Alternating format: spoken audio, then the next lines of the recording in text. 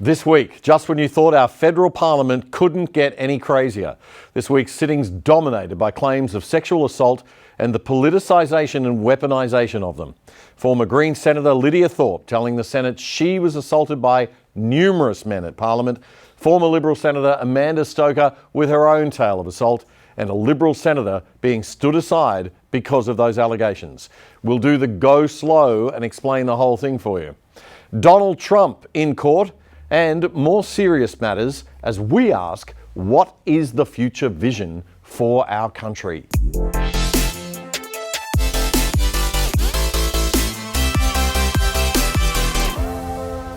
G'day and welcome to episode 210 of The Other Side Australia. I'm Damian Coory and this is your weekly shortcut summary of the news of the week for the weekend starting Friday night, June 16, 2023 here on ADH TV.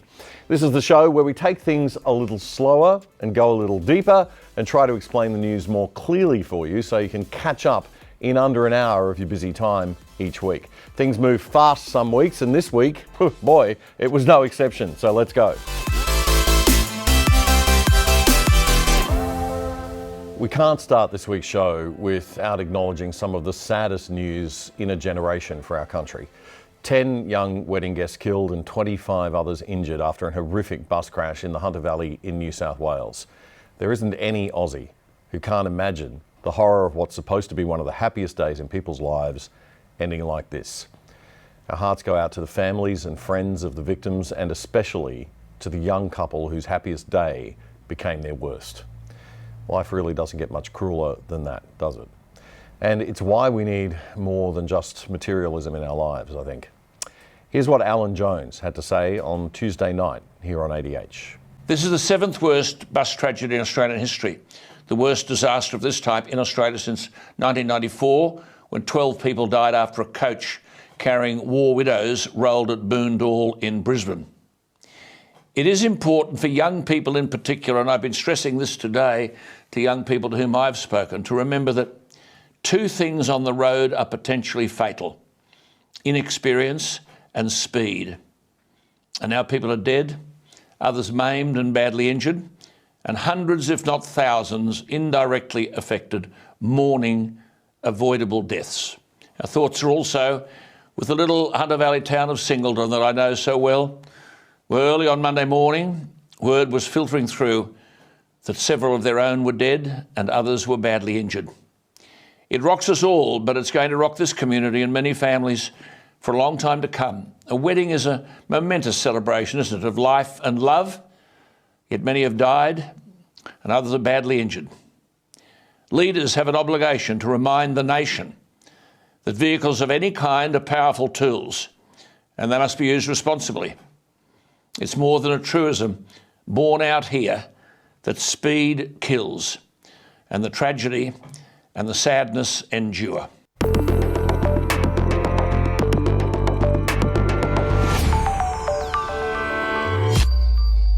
Well, Schoolies Week was on this week. Federal Parliament sat this week. Always a treat.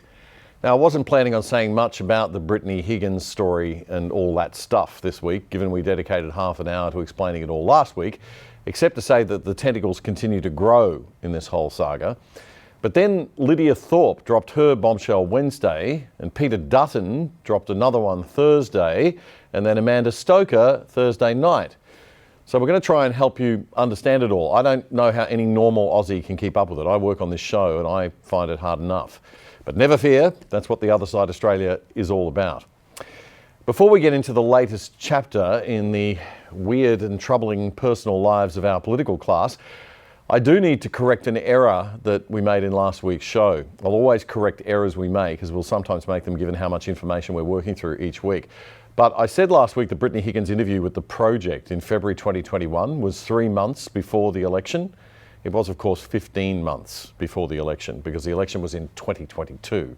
So apologies for that. The years just seem to go so fast these days. Anyway, to Lydia Thorpe in a moment, but let's do our catch-up chronologically from last weekend where we left off. And if you haven't read the Weekend Australians piece on Fiona Brown last Saturday, you really should. Now, Fiona Brown was the Chief of Staff in the Office of Defence Minister Linda Reynolds. She's the one that Brittany Higgins and Bruce Lehrmann reported to. She's their boss. She was slammed by Higgins in the Project's interview back in 2021. Higgins said she didn't handle the situation well at the time of the alleged rape. And that is basically what the Labor attack dogs ran with in their campaign to politically weaponise the case and use it to attack ScoMo and the Liberals, you'll remember. It was a massive narrative that they were pushing in the election campaign, that ScoMo and the Libs had a women problem. All of our political class has a problem with its behaviour in this particular sense, not just one party or another. But Fiona Brown has broken her self-imposed silence after years of personal torment.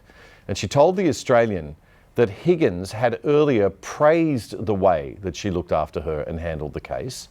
And the first thing that she knew that Higgins had any issues at all was 2 years later, when she sat and watched, mortified, as Higgins named her 4 times in the Project interview.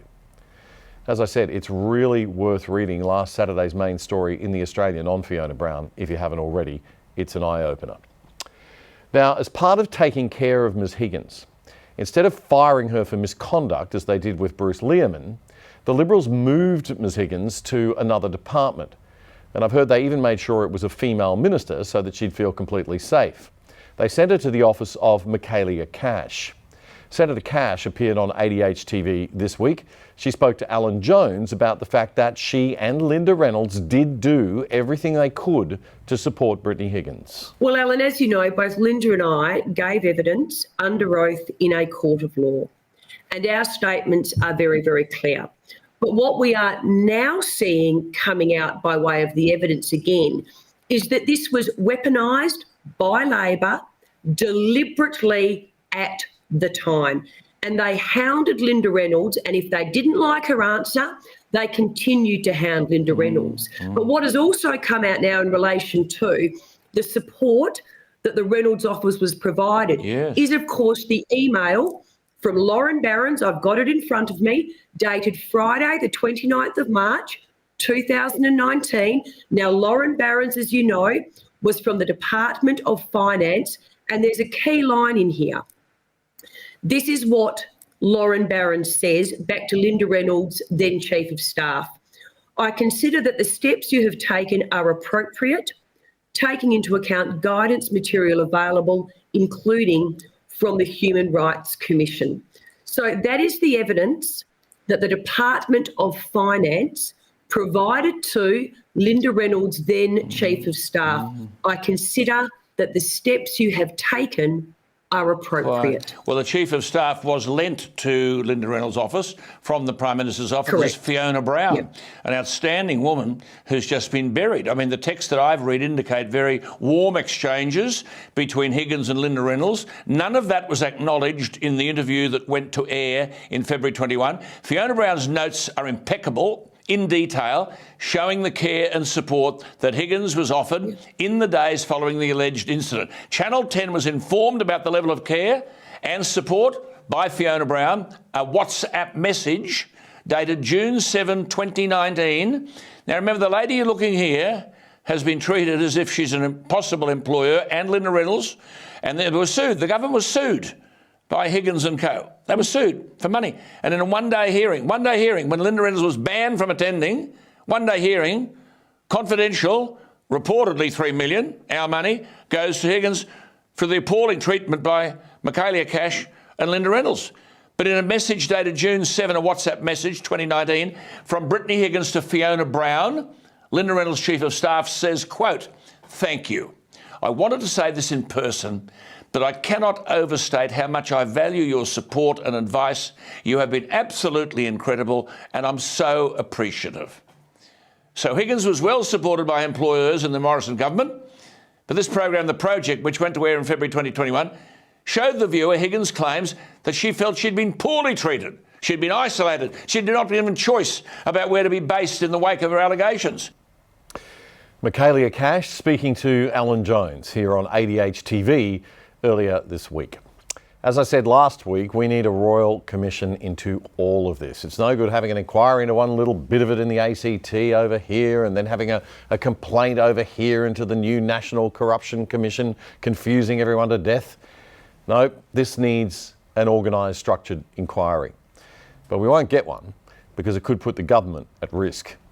Peter Dutton needs to act like a hound dog on this one and not give up, be relentless. It's fair to say that this could have turned the election if we'd known about it all beforehand.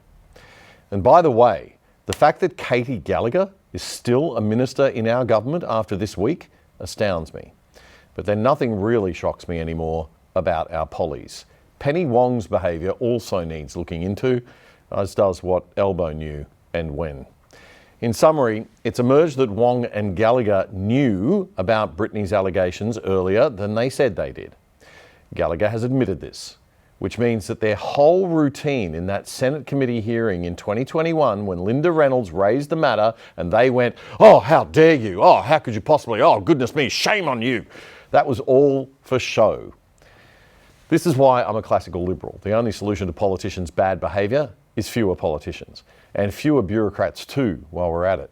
We need smaller government. Government in this country has become an absolute monster. And now Elbow wants to add thousands more public servants. Give us a break. Anyway, just when you thought the circus couldn't get any more circusy, Liberal Senator David Van was making a statement about the hypocrisy of Finance Minister Katie Gallagher's "How dare you" comment back in 2021. He was reading his statement in the Senate on Wednesday when this happened. Senator Reynolds and throw mud across the chamber while claiming indemnity and innocence. Senator Thorpe, please, Senator Thorpe. Senator Thorpe, please. Senator Thorpe, I've called you to order. Please be at order. Withdraw that comment, please. Well, I didn't hear the comment, but Senator Thorpe, please just withdraw. Senator Thorpe, please withdraw. Senator Thorpe is not assisting. Senator Thorpe, I'll ask you to withdraw, to consider withdrawing that. Thank you. The discourse in this chamber and elevate how we treat each other. Transparency, honesty. Order, Senator Thorpe. Relay that I'm feeling really uncomfortable when a perpetrator is speaking about violence. Senator Thorpe, that's inappropriate and reflected poorly on the member, and I have to ask you to withdraw that. I can't, because this person Senator Thorpe, I would just warn you at this point, sexually assaulted me, Senator Thorpe, and the Prime Minister had to remove him from his office. Senator and to Thorpe, have him talking about this today is an absolute disgrace. I have to, Senator Thorpe, I have to call you to order. I'm going to have to refer that to the President, I think. I'm going to refer it to the President rather than I'm just looking at the leaders. My course of action is to refer it to the President.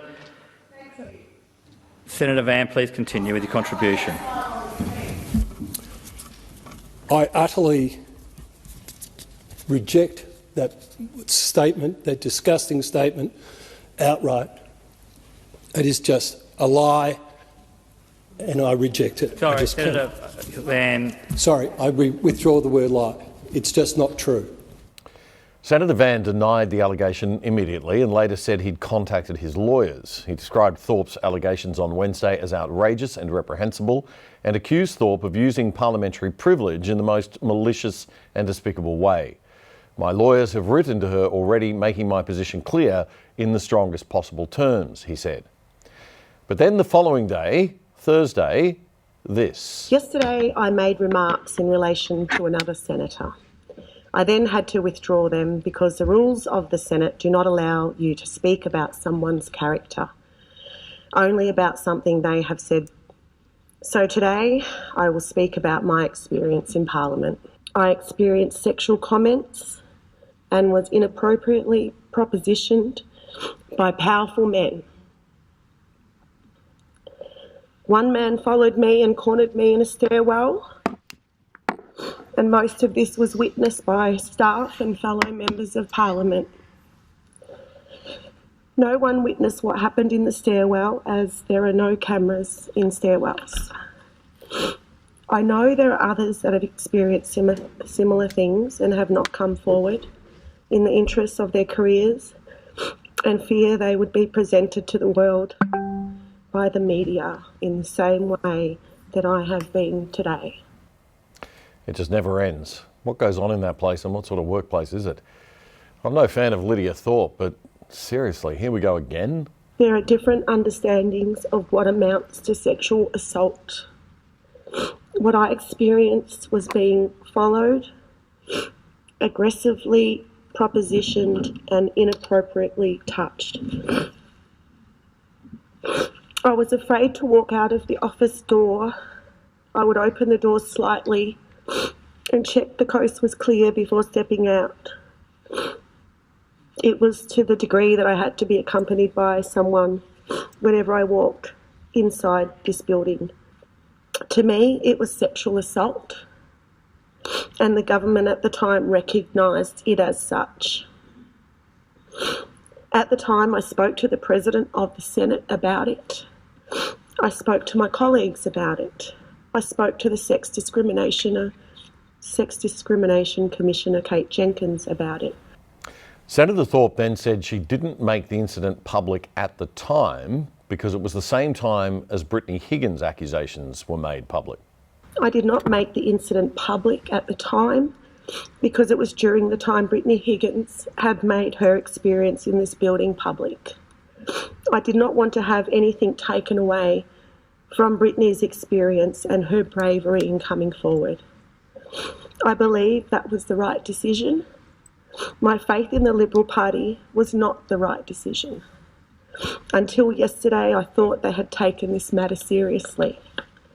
But then yesterday, I had to listen to a senator who has made me feel unsafe speak on how important it is to keep women safe in Parliament. Silence is violence. And yesterday, I could not stay silent. As someone who has knowingly made me feel unsafe, had the gall to stand up in front of Parliament and preach about protecting women. There's obviously a culture problem. Not good how it's being politicised though. I just wonder if these politicians actually spend any time running the country. Maybe we should scrap the whole system and start again, honestly. Anyway, Senator Thorpe says she's not going to go to the police. I will not pursue legal action against the senator. I will not go to the police. This is my choice. But I will continue to speak out against the abuse and harassment that happens in this building. That is my choice. I want to focus on making this place safe for everyone. And at this moment, it is not a safe place for women. And I call on the government to immediately increase the number of security guards in the building and cameras in the corridors, and to consult women who work here on what measures can and should be taken. I send my love and solidarity to all women, girls and gender diverse people out there who experience the many different forms of sexual violence. And to all those survivors, we must continue to stand strong, stand together and never be silenced. Now, after that statement, Pauline Hanson muttered something under her breath in the Senate that wasn't audible, and Thorpe responded, "F off, Pauline." Then, just when you might have had your sceptical hat on, Opposition Leader Peter Dutton revealed that more allegations had emerged about Liberal Senator David Van, and announced he will no longer be allowed to sit with the Liberal Party. Since the airing of Senator Thorpe's allegation yesterday, further allegations in relation to Senator Van have been brought to my attention overnight and this morning. As such, I met with Senator Van this morning, and a short time ago I advised Senator Van of my decision that he should no longer sit in the Liberal Party party room. At the outset, I want to make very clear that I'm not making any judgment on the veracity of allegations or any individual's guilt or innocence. Make that very clear. Obviously, there's an independent process with the PWSS, the Parliamentary Workplace Support Service, to get underway. On my instruction, my office last night and again today has spoken with the PWSS, and they will conduct their considerations of these matters. In relation to the movement of officers, Senator Thorpe made the allegation yesterday in the Senate. I wasn't aware of the detail of Senator Van moving office, but I've conducted inquiries in relation to that matter overnight. I'm advised that the action at the time that was taken was to the satisfaction of both Senator Thorpe and the Greens Senate leadership team. And I'll leave my statement there. Thank you very much. Thank you. The details of those allegations emerged later in the day as former Liberal Senator Amanda Stoker revealed that she'd been groped by Senator Van at an event a few years back. She says he squeezed her bottom twice, uninvited. Honestly, these guys are shabby, aren't they? I mean, keep your hands to yourself and the little guy zipped up. It's not that difficult, really. It's hard to know what's real and what's politics. I get that. Senator Thorpe was on the radio blabbing about how it wasn't until the white girl said something that anyone paid attention. Yeah, nah. People weren't listening to you, Lydia, because you don't have much credibility. Something all of your own doing that has nothing to do with the colour of your skin. Don't go playing the race card if you think this matter needs to be taken seriously. That's truly despicable. Honestly, the culture today sucks. And while I fully believe Amanda Stoker 100%, and I have no reason to not believe Senator Thorpe's claims, and David Van needs to have his chance to respond and be properly investigated, isn't the timing of these revelations all just so perfect for Katie Gallagher, Penny Wong and Elbow? No, I'm just being too cynical. Forget I said that. Anyway, both major parties are up to their necks in it, and we really need a new political force in this country.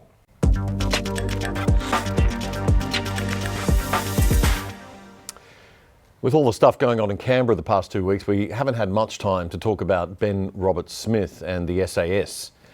Ben Roberts-Smith is entitled to something that we don't do enough of in Australia these days. That's giving a person accused of a crime the presumption of innocence. The reality is that despite the findings of the defamation case, Ben Roberts-Smith has never been criminally charged and maintains he has committed no crime. He has been investigated for 5 years, that we know of, and this week 2 investigations were abandoned because of fears that evidence that they relied upon had been tainted. The 2 investigations were into incidents in Afghanistan that we've heard a bit about. The first alleges that two Afghani men were found hiding in a secret tunnel in a bombed compound in the central Afghanistan village of Karkarak. Roberts-Smith is said to have ordered another more junior soldier to shoot one of the men in order to blood the new guy. The other local is reported to have been shot by Roberts-Smith himself. Both acts would likely amount to war crimes if charges were brought and proven. The other incident occurred in the village of Darwan, further south in Afghanistan, in 2012. Roberts-Smith is said to have participated in the death of an Afghan man after kicking him down what is described as a small cliff. And he's then implicated in the man's shooting death. So that's the background. It's important that we on the outside of this don't decide a verdict in our heads. The judicial process must be allowed to take its course. No one, including the soldiers of the Special Air Service Regiment, current and former, want murderers or war criminals in their ranks. Full stop. These are tough individuals who've worked damned hard to earn their Sandy Beret, the distinctive headdress of the SAS Regiment. They don't want it dishonoured with criminal acts.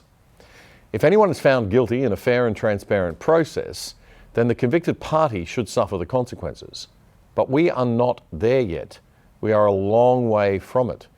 There are allegations that are not proven, and a 5-year investigation into 2 serious claims has just pretty much fallen apart. But secondly, we need to stop dead in its tracks this propensity for conviction by media. We see the constant public campaigns to achieve convictions in the public mind before any charges have been laid in courts. Sometimes you have to stand someone down or remove a minister while an investigation is carried out. That doesn't mean they're guilty. Kathleen Folbig spent 20 years in jail after a media frenzy surrounding her case, and she's free because of new scientific discoveries. And we can go further back to the conviction of Lindy Chamberlain in the early 1980s, following one of the most spectacular trials in Australian history, only to have her freed after evidence emerged to corroborate her version of events.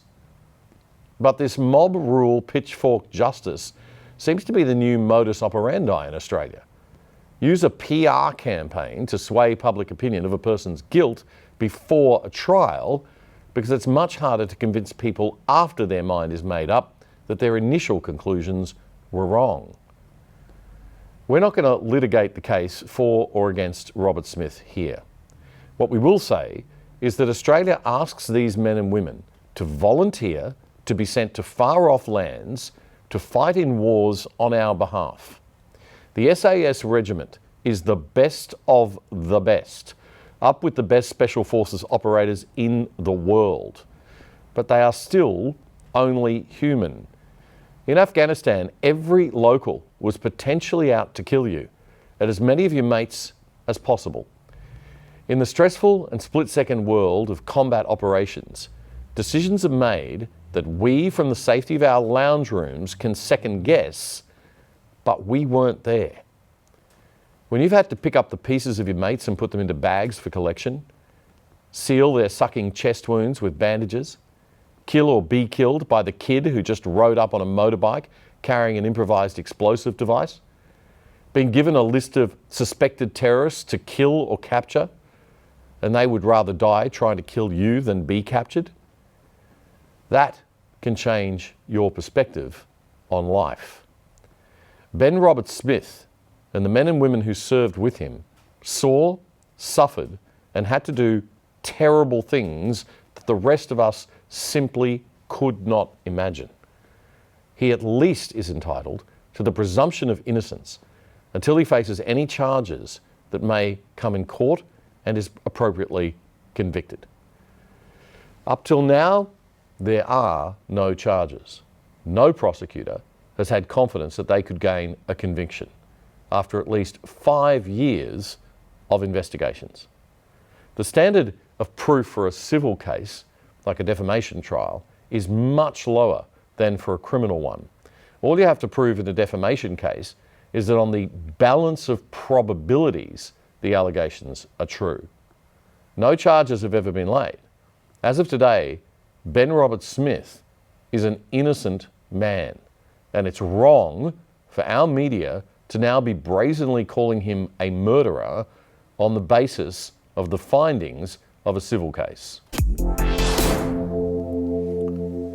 To the United States now, and many skeptics are saying that the latest attempt to get Trump is underway.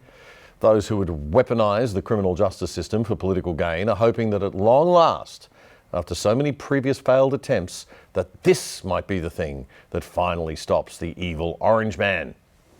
I don't think so.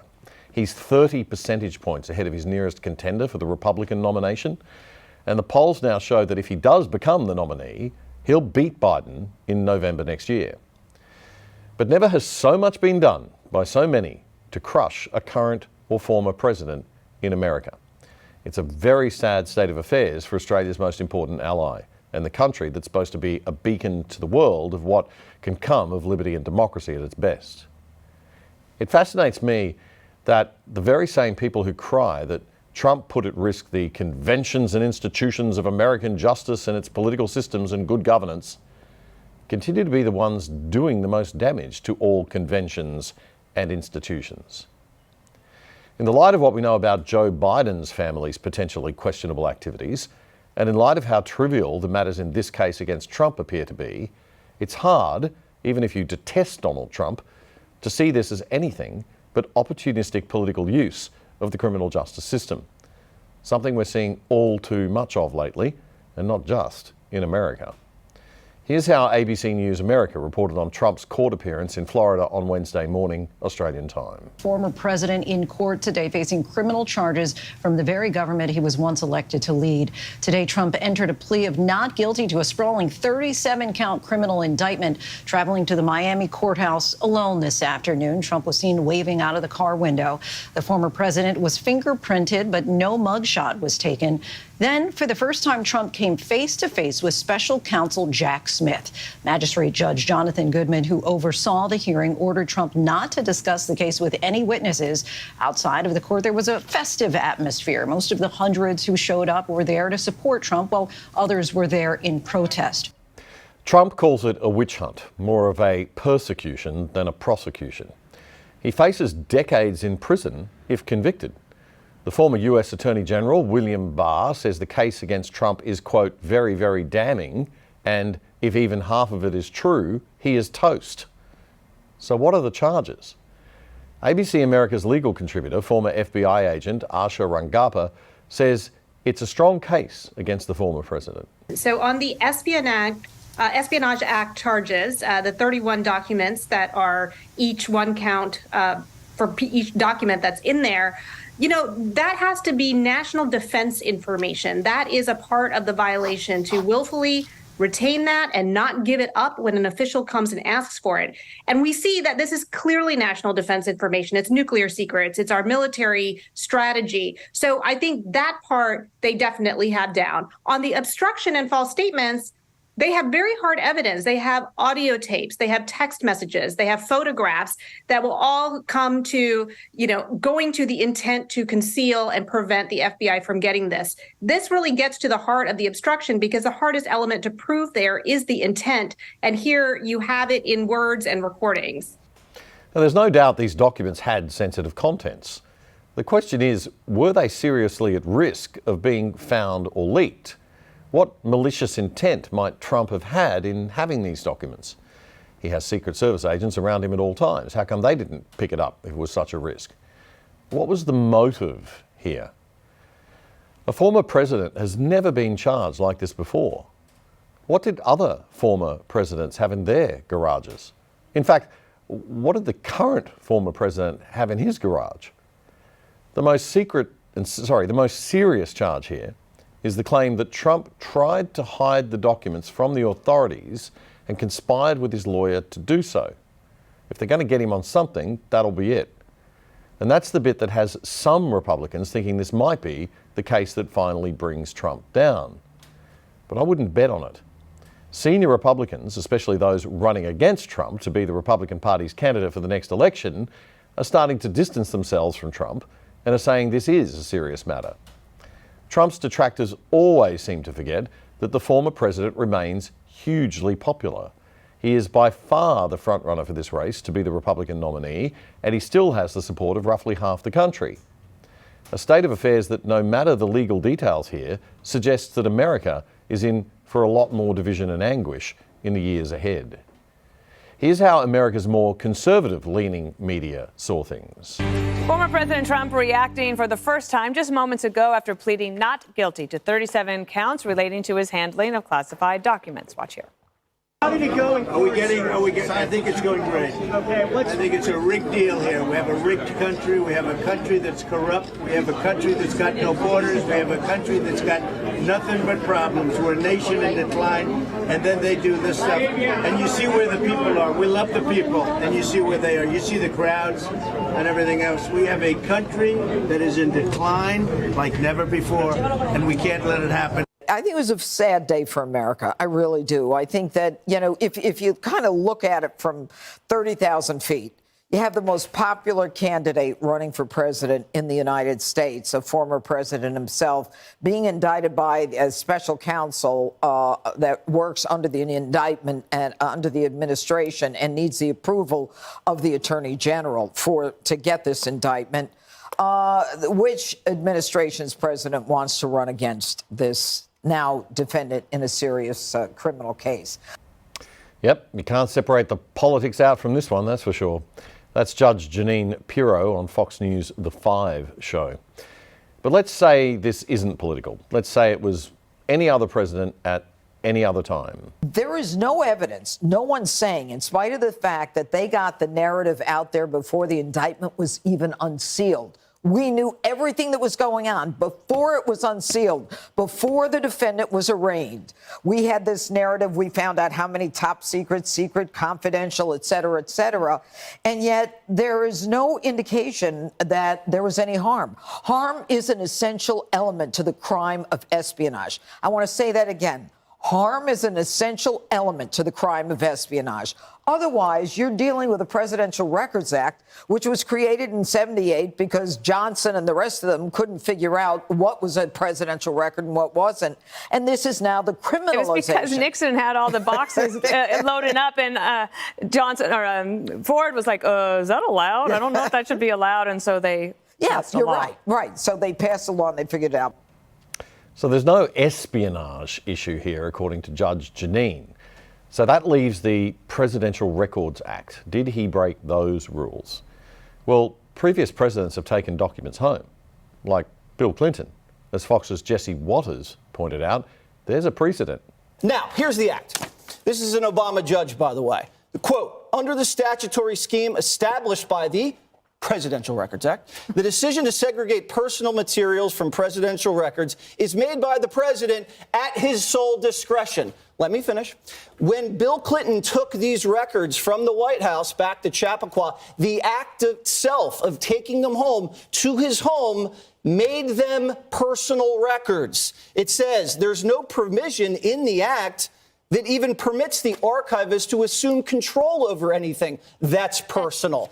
And if he did have a decent legal team, they would have just squashed the subpoena immediately with the Presidential Records Act, and you're going to hear it litigated in federal court in Miami. So don't act like this is some sort of slam dunk case. You'll probably lose. You'll probably appeal. It'll go to the Supreme Court, and there is no way in hell the Supreme Court is going to uphold a conviction of a former president, possibly current president, over where a piece of paper goes. It's not. There's no dead bodies. There's no bribes. There's nothing. So knock it off.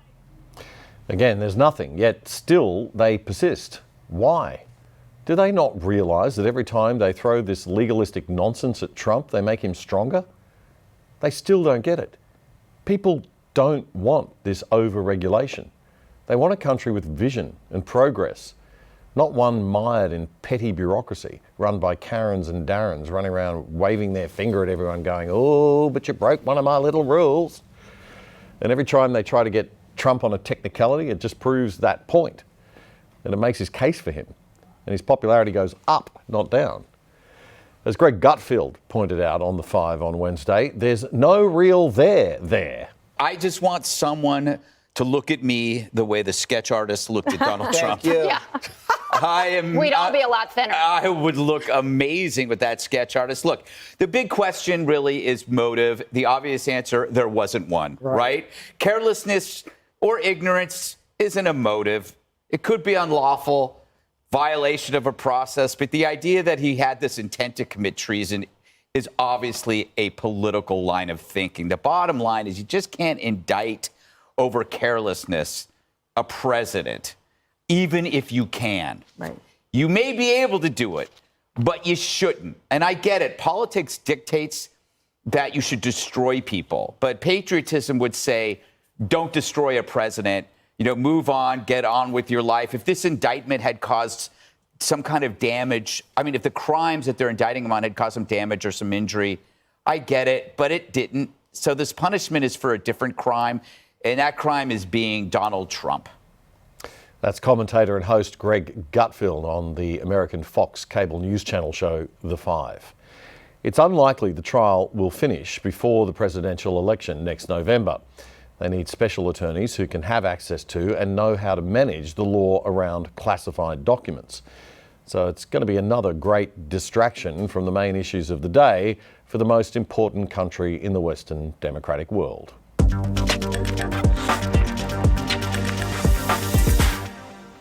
Now, speaking of distractions, Australia is seeking to grow business and trade ties with India as it surpasses China as the world's most populated country.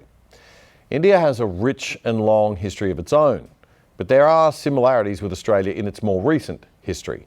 It's a democracy and a former British colony, and English is a native language among the educated and business classes. But while China now may be number 2 by population, its economy is 4 times the size of India's. In recent decades, China had an average 10% year growth rate. That's slowed down recently, but a report from the management consultancy McKinsey says even at this lower growth rate, it's still ahead of most Western countries. And even if the Chinese market grows at only 2% per year between now and 2030, that will still add the equivalent of India's entire GDP today to China's GDP. If it grows at 5% a year, which is also quite likely, McKinsey says that China would be adding the GDP equivalent of India, Indonesia, and Japan altogether. People keep saying, what will be the next China globally? And the answer is China. Which kind of sucks if you like the idea that the best form of government for economic prosperity is liberal democracy. But let's remember, China's growth is still dependent upon free market capitalist principles, and prosperity will only be enhanced by more market liberalisation and freedom, not less. Let's hope Beijing starts to realise that soon. So what does all this have to do with us as Australians? Like it or not, we have been delegated by the world's business community to the Asia-Pacific region. And China is the biggest economy in our region. It may not be as rich as we are on a per-person basis, but its population is 50 times our population, and its economy is 10 times the size of Australia's. And remember, it's growing. The World Bank says more than 93 cities in China are projected to become high income by 2030. 93 cities. Let that sink in. So what's our plan? My interview with the CEO of freelancer.com, Matt Barry, this week was a wake-up call to Australia and Australians that we better totally change the way we're operating and thinking if we want any kind of future at all that looks anything like our past. I think it's a bit of a crisis, actually. I mean, Albo's chosen to take the path of let's distract you with everything that other than the important things that matter. And I think that, and now he's just gone full Burko on, like, let's just flood the country with people and just hope that we can kick the can down the road long enough. But I think it's a real problem. I think it's a problem on both sides. I think the Liberal Party had a crisis, and in terms of leadership, and that's why it got voted out. And I think the Labor Party has a problem, and I don't really see any good people in the political stock in this country at all, to tell you the truth. Well, we're not getting the talent through, that's for sure. We talk about that quite a lot on this show, but it seems that the populace, I mean, people generally, with the exception of the people who watch ADH TV probably, don't seem to understand the economic implications of their voting. They don't seem to, because they're not feeling it immediately. And so what we're doing is we're rewarding short-termism in government and short-term thinking, so that governments are just looking to the next election and making sure everybody's happy, and we kick the can down the road 3 years. Well, that'll get us re-elected. Then we'll kick it down another 3 years. Nobody's doing what, less democratic places like Singapore do and say, well, let's look at our 20-year plan, or China, we'll look at our 50-year plan. And I'm not supporting, undemocratic or authoritarian regimes, but it does beg the question, how, with the current system we've got, do we get long-term thinkers and reward long-term thinking if the public don't value that and don't reward the politicians that do that?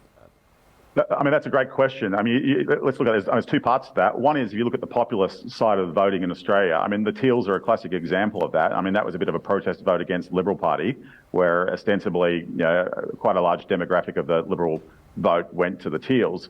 I mean, that vote, that basically their policy is something climate change and nothing else, right? There's nothing about foreign policy. There's nothing about the economy or technology or anything like that. There's zero, right? It's just basically a protest vote, and I want to feel good about myself, so let's vote Teal for climate change, and there's nothing else. You think about Singapore and forward thinking. I mean, Singapore have invested $1 billion in AI, right? And AI, let me tell you, is a major, the change that's going to happen in the next 12 months thanks to artificial intelligence will be greater, I believe, than the impact of the commercial internet in 1994, 95. In 1994, the geeks had email addresses because 1991 was the year that turned on the universities. By 94, the geeks had email addresses everywhere. And 95 was the year your grandmother had an email address, right? And you think about how big the impact of the internet's been. AI is going to have a much, much bigger impact than that. There's been a massive breakthrough really in the last 6 to 12 months in artificial intelligence, where they've figured out effectively how to train software to do human jobs based on large training data sets. And the larger the training data set, the more intelligent and the better that this AI gets. There's currently a thing out from Goldman saying that 300 million people in white-collar jobs around the world are going to lose them thanks to AI in the next couple of years. And 25% of jobs in Australia are potentially impacted as a result of AI. That's Freelancer.com CEO Matt Barry on The Other Side Interviews this week, our Tuesday night show. That full interview is, of course, available for you on demand. So, what is Australia's plan? Well, we can start with schools. Computer coding and Mandarin should be the second and third languages taught from grade 1. As much of an affront as that might sound to passionately nationalistic Aussies, proud of our Judeo-Christian and Greco-Roman European history, the only way we're going to have power in our region in the future is through education in the right areas, language and cultural understanding of our region, mathematics and the sciences, specifically in information technology and AI. And most of all, where we are failing big time right now, economics.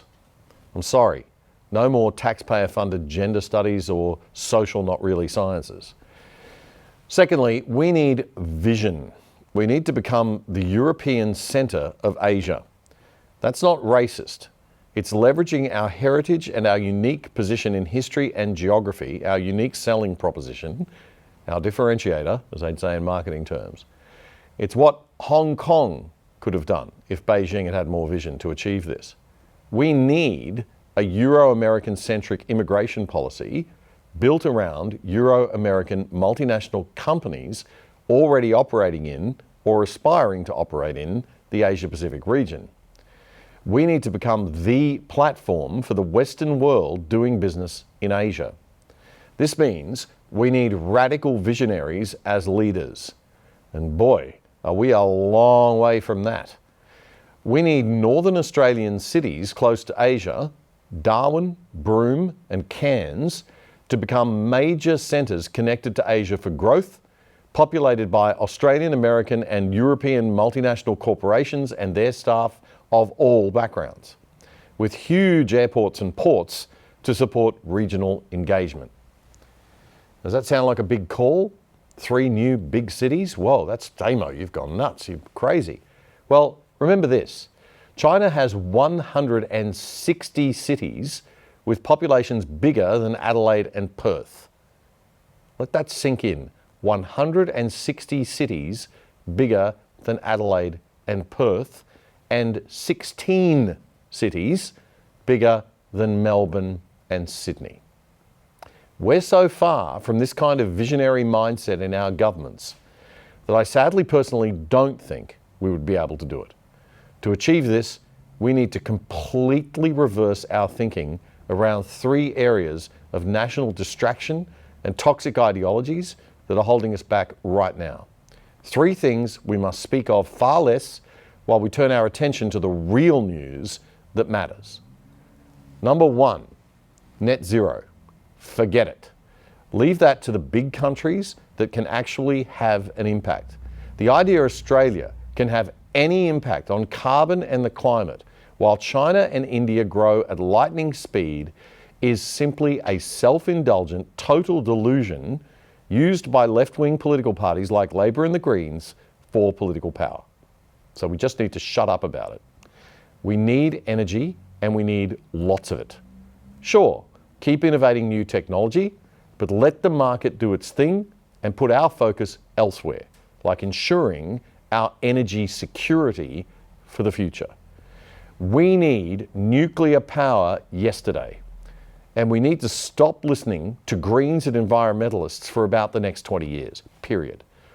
It's absurd and indulgent spoilt brat thinking to believe that while China builds 100 coal-fired powered stations a year, that's 2 new ones every week, that shooting ourselves in the foot by closing 1 or 2 down is going to have any effect on anything to do with global warming. Who the hell do we think we are? And why are we letting teenagers and boomer grandparents who want to be popular with the grandkids by sounding all green set the agenda for our nation's energy policy and security? Number 2 thing that we need to do a 180 on, the voice and racism more generally. We are not a racist country. We're one of the most welcoming, fair, multicultural countries on earth, and probably the most in the Asia-Pacific region. And why are we so non-racist? Because of Western European liberalism and thought. As a national community, we look after the descendants of our early Indigenous people very, very well already. With taxpayers already sharing the wealth to the tune of spending on Indigenous Aussies, that's 1.5 to 2 times per person what we spend on non-Indigenous Aussies. It's freedom and liberty and democracy that is under threat here, and we need to defend that now. So we need to decide, do we value our British and European heritage, or do we not? As European Australians, do we want to be the European centre of Asia? Is that our role in history that we should be leveraging? I think so. As Asian, South Asian or Middle Eastern Australians, do we see the opportunity that this presents for us to leverage all the European things that we and our ancestors came to Australia for, to take that back to the lands of our ancestors and be a beacon and champion for the rule of law and liberal democracy and the collective prosperity that comes from free economic systems for the Asia-Pacific region?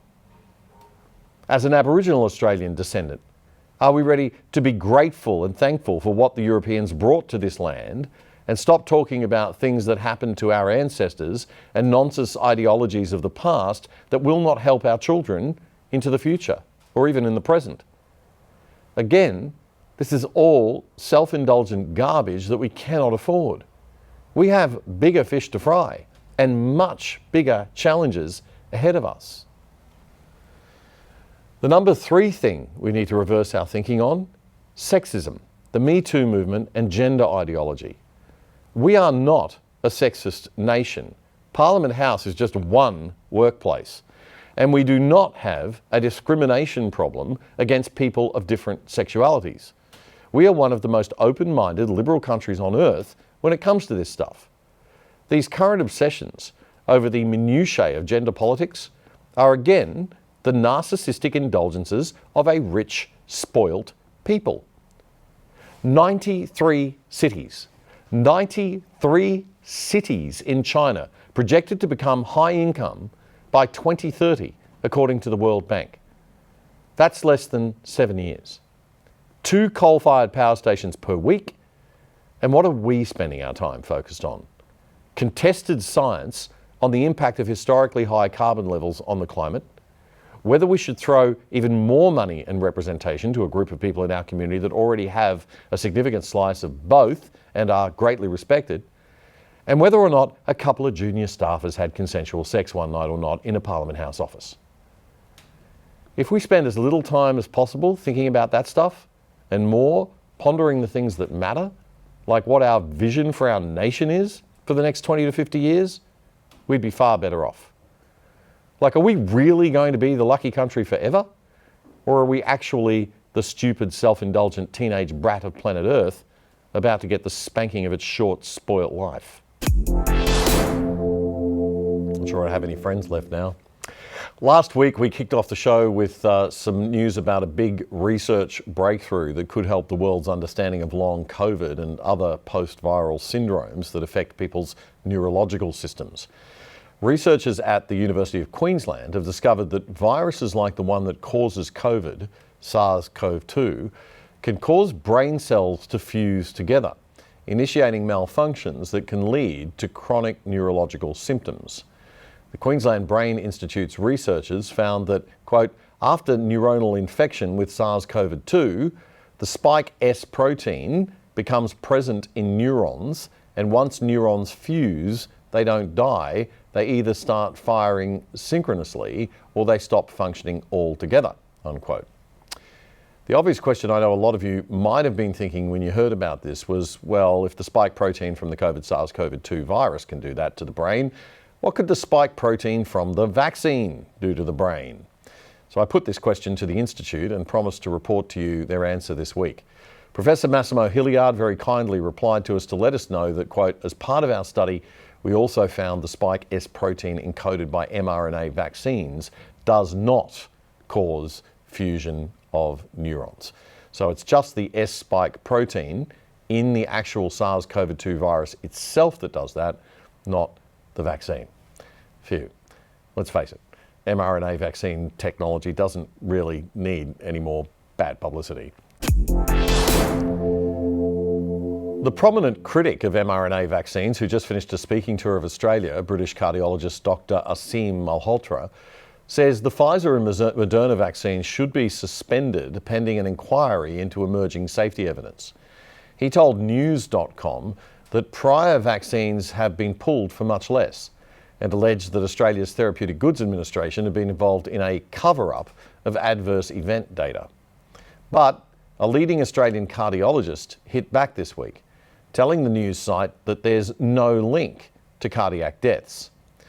Professor Jason Kovacic is the Executive Director of the Victor Chang Cardiac Research Institute and a practicing clinical cardiologist at St Vincent's in Sydney. There's a lot of information out there, he told News. Some is good and reputable, and some is not so reputable.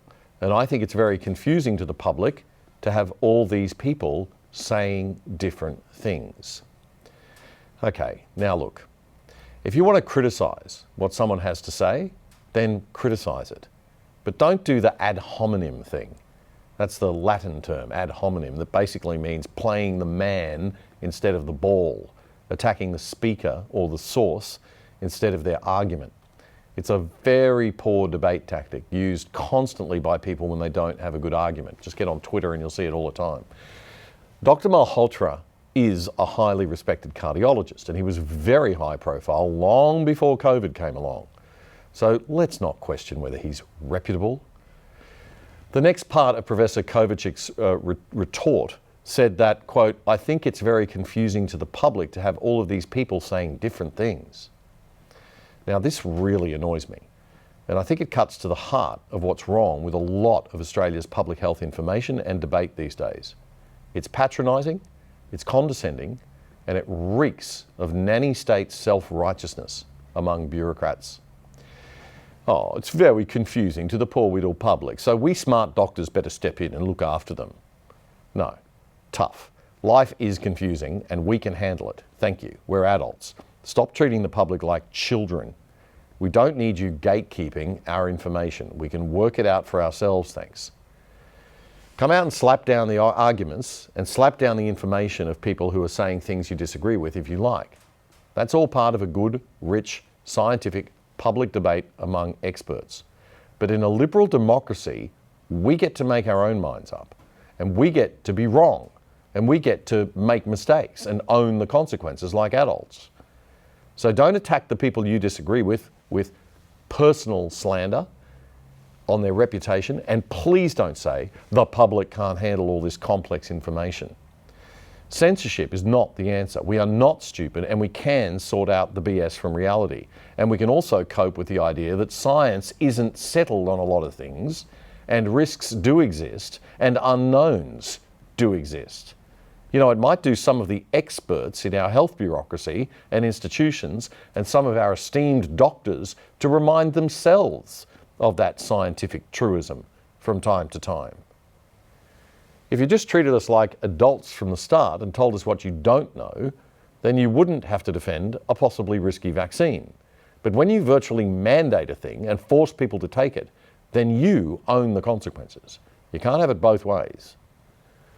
Now, Professor Jason Kovacic is the Executive Director of the Victor Chang Cardiac Research Institute and a practicing clinical cardiologist at St Vincent's in Sydney.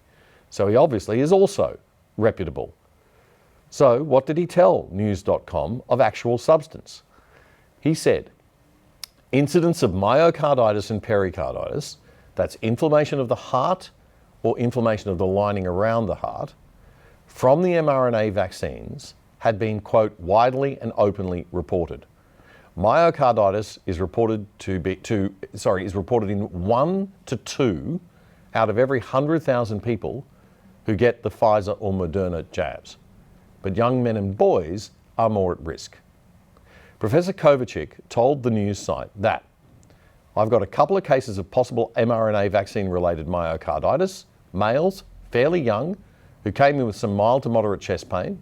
They were very mild and they went home within 48 hours from hospital and they've been fine since. Okay, great. He went on to say, I have many more patients that have myocarditis related to COVID, and some of them are still struggling. Nationwide, there's been 1 of 2 reports of severe myocarditis from mRNA vaccines and 1 death. But it's out there in the public domain. Nobody is hiding anything. Professor Kovacic said the data in a study by Dr. Elizabeth Paratz from Melbourne's Baker Heart and Diabetes Institute, which was published in the journal Circulation earlier this year, showed the vaccination rollout was not associated with any increase in cardiac arrests in Victoria and was, quote, very, very clear. Bearing in mind that during that period there were millions of people getting vaccinated in Victoria, I think this paper is really telling. It's a well-conducted study that really does prove convincingly that there's no link. Professor Kovacic did not deny there were genuine vaccine injuries, but he maintained that the benefits far outweigh the risks. Great. That's your professional, expert, educated view, and you are absolutely entitled to it, and so is Dr. Malhotra to his. You see how this works? Professor Kovacic went on to tell news.com that, quote, I fully appreciate and recognise that some people in good faith adhered to mandates, got a vaccination and had a complication. However, as a healthcare provider, I can see the need for the greater good of society. Well, that's nice, but I must strongly disagree that the greater good you claim gives you the right to mandate vaccines or medicines. People have very different views about individual rights and collective responsibility. And something as serious as mandating a new, relatively untested vaccine is not a decision that should be made only by medics and health bureaucrats. Everyone must get a say, and everyone has a right to hear other expert opinions too. And Professor Kovacic, you have an open invitation to come on this show anytime you like to put your expert point of view, sir. Well, that's all for this week. I need another whiskey now. We'll catch you next Friday for The Other Side Australia. And on Tuesday night, remember The Other Side interviews, streaming at 6 p.m.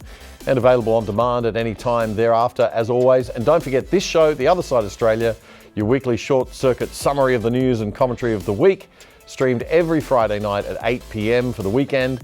And if you like the show, remember our saying, don't just like it, share it.